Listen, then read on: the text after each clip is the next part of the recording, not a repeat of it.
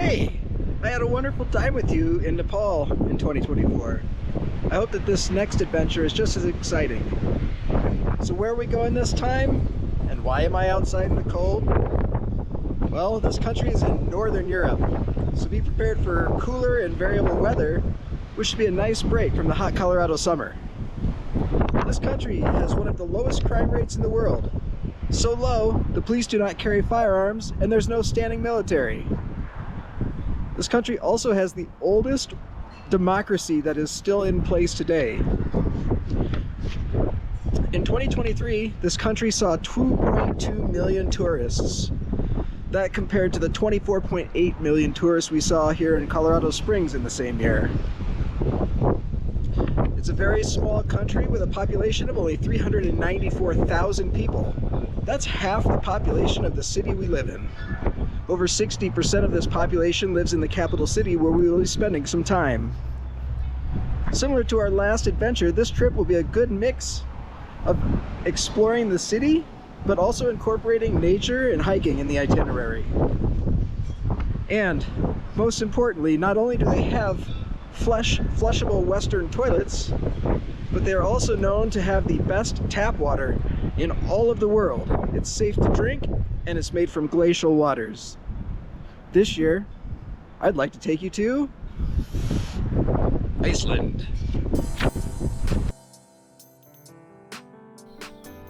Our trip is going to begin with a flight from Colorado Springs to Chicago, and then Chicago to Keflavik Airport.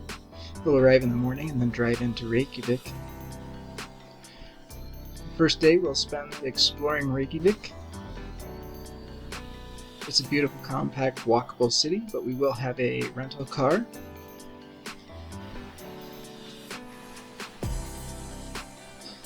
I want to start the day off with a city walk. One thing I enjoyed in Nepal was walking with Deepak. It gave us the confidence to walk around the city.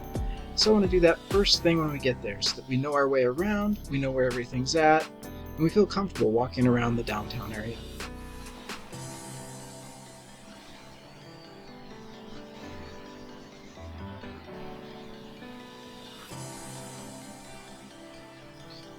That evening, I want to schedule a food tour. We go to 5 or 6 different restaurants with a small group and a guide. They introduce us to some Icelandic cuisine and local beers. And in general, we just get to explore the city some more and find out what some of the best restaurants are.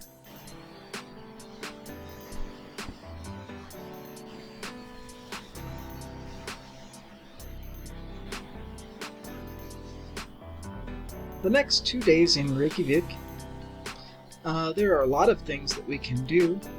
Some of the things that I really like to do, I'm going to go through right now. So the first thing is the Perland Museum. Gives us a chance to see all about Iceland. In case it's not sunny, it'd be a good place to experience. The Aurora Museum is a museum dedicated to the Aurora Borealis. Yes, this is a real place.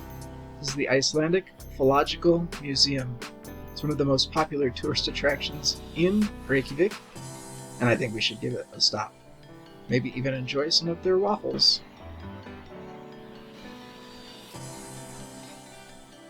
The Iceland Lava Show is a neat place where you get to experience hot lava up close. They make lava, they talk to you about lava and volcanoes.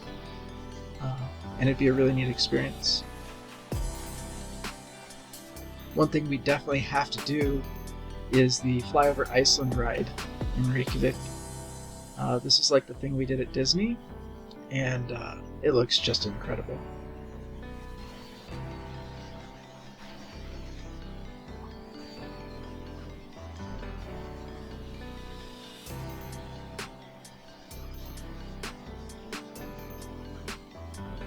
The Arbor Open Air Museum is also right there in Reykjavik.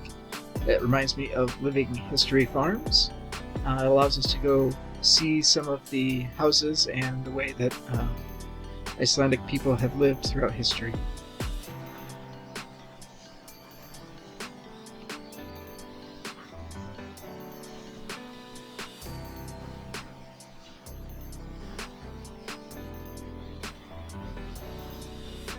Next day we start our road trip. We're going to do the Ring Road with some side tours. We're going to travel the entire island and see everything: the north, the east, the south, and the west. It's going to be 9 days of driving with stops along the way. No day has more than a few hours of driving. On day 1, we will go to the Snafflesis Peninsula. We'll see beautiful gorge. We're going to see the Anastarpe Cliff viewpoints, the Long Ranger viewpoints. We're going to go to Snafflesis National Park. We may see the Black Church.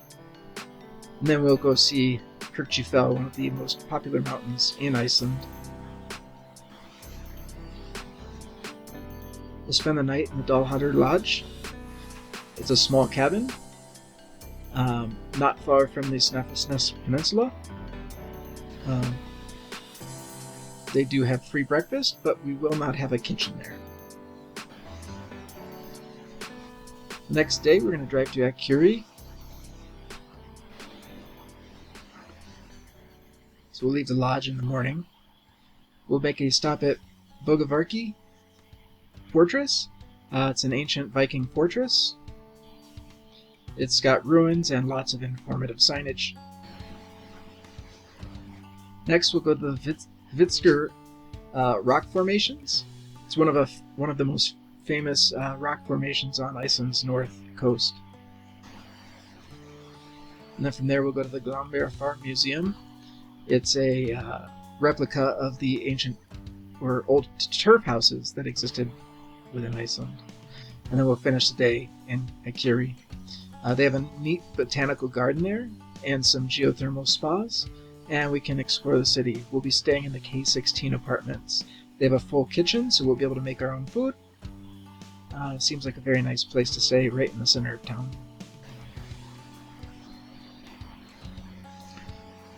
The next day we'll explore the North Shore.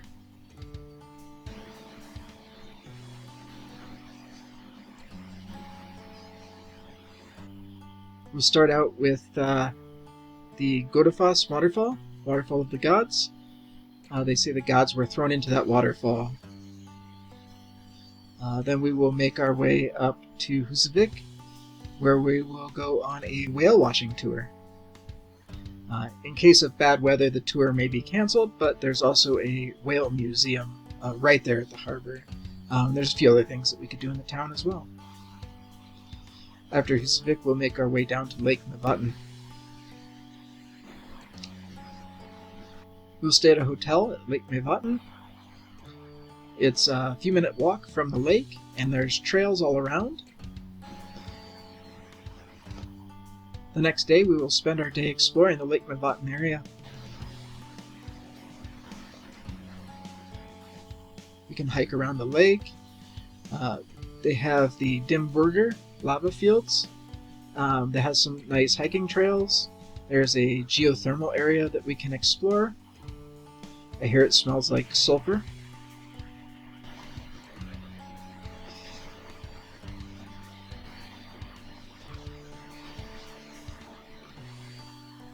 If you'd like, we can make a stop at the Mavatten Nature Baths. It's a hot springs right there by the lake. And then we will head up to Dedifoss. It's the most powerful waterfall in all of Iceland.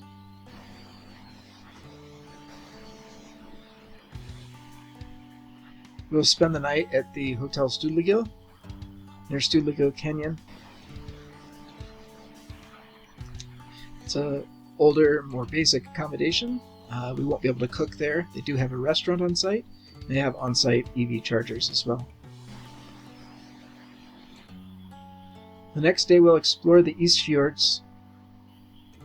We'll start in the morning by hiking around Studligil Canyon. It's one of the most photo spots on Instagram from Iceland. It's got tall basalt columns that are just incredible. We'll make our way up to Borgarfjörður. They have a walking path there where you can get up close with puffins. It's one of their major nesting areas. Next we'll go to Seyðisfjörður. This is a small fishing town. I hear they have a good fish and chips restaurant where the ships come in. They're also famous for one of their rainbow sidewalks. And then we'll make our way down to the Foss Hotel East Fjords. We won't be able to cook here, but they do have a really nice restaurant on site. The hotel is right on the ocean. Just beautiful. The next day we'll make our way to Hofen. There's a few spots where we'll stop and hike along the way.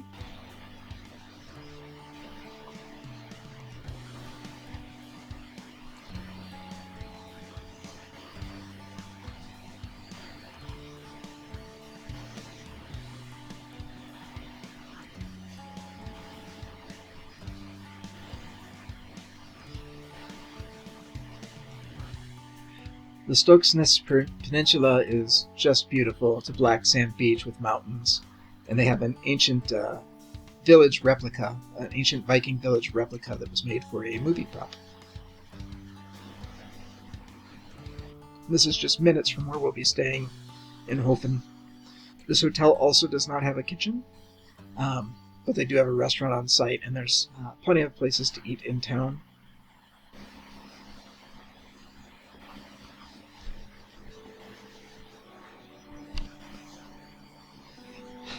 The next morning, we will start our day off exploring the Glacier Lagoon with a kayak trip.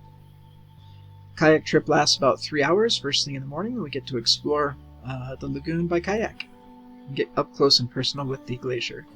This is Diamond Beach, where pieces of the glacier wash ashore. And then a few hours later, we will do a Skaftafell Glacier tour, where we will go out with a guide in a small group and hike and learn about the glacier.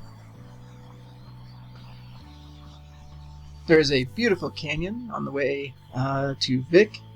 I don't want to even try to pronounce the name, but we will make a stop there.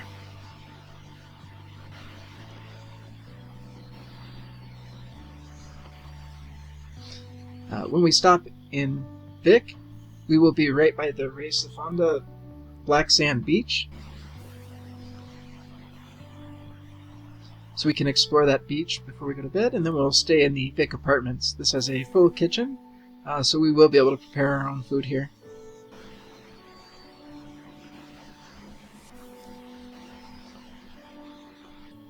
The next day we're going to do the classic South Coast tour.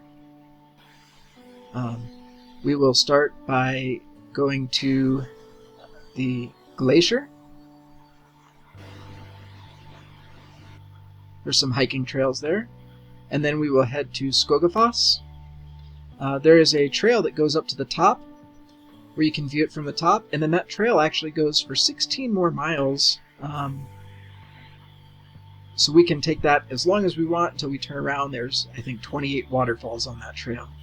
After that, we'll make our way to Seljandafoss. This is a famous waterfall because you can walk behind it and get the waterfall from a different perspective. We'll end the day at the Secret Lagoon, where we can relax in some nice geothermal spa.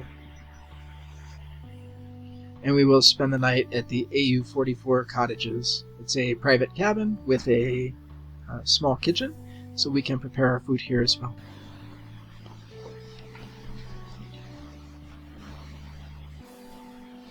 Next day we will do the classic Golden Circle route. We will start off with the geyser that all geysers are named after. And then we'll head to Gullfoss.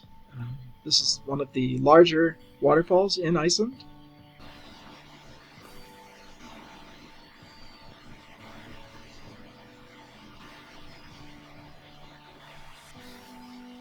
And then from there we will go to Thingvellir National Park, where we can hike and explore the national park.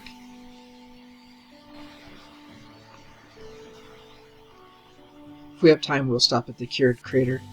It's an old volcanic lake inside of a volcanic crater. From there, we will drive back to Reykjavik, where we will spend the night again at the Black Pearl Apartments. These apartments have a full kitchen, So we will be preparing our food here the next 2 evenings.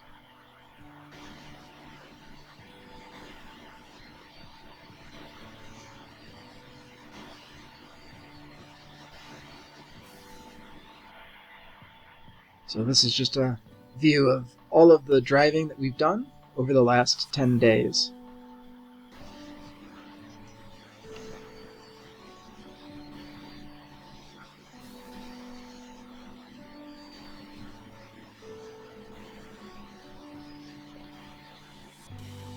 The next day we have 2 choices. We can spend our day in Reykjavik exploring. There is a nice flea market that's popular with tourists that might be neat to go to, or we can just do shopping, or we can go do some of the things that we wanted to do the first few days but didn't get a chance.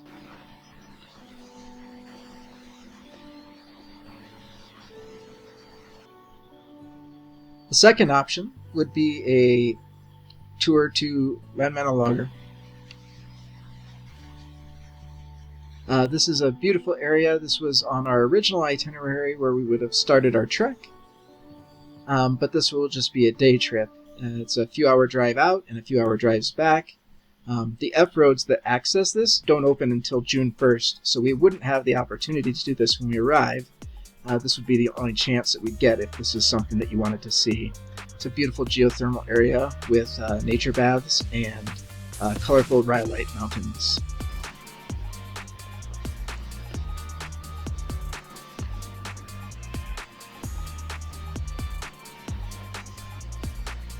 The last day we'll wake up in Reykjavik. We can do a little bit of exploring around town in the morning if we'd like, and then we'll head out to Grindavik. It's less than an hour away. This is where there was an active volcano recently. I don't know if the volcano will be erupting while we're there, but there's a lot of hiking in the area where we can go and explore. We can see the lava fields, and if we're lucky, maybe even some lava.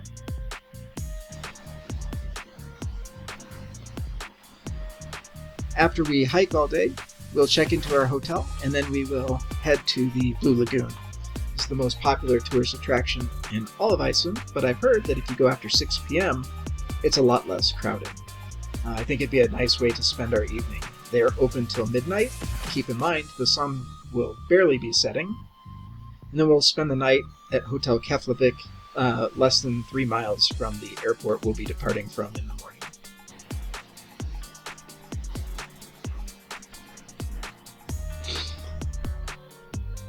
This will be our last day in Iceland, so I hope that we have a wonderful trip.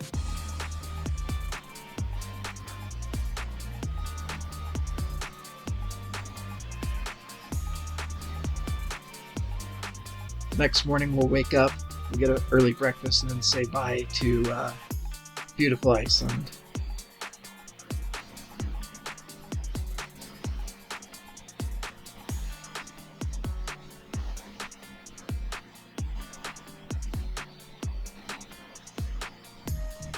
For our trip home, we will take Iceland Air flight from Reykjavik, and we will land directly in the Denver airport, where we will rent a car and drive back to Colorado Springs. The flight is about 7 hours.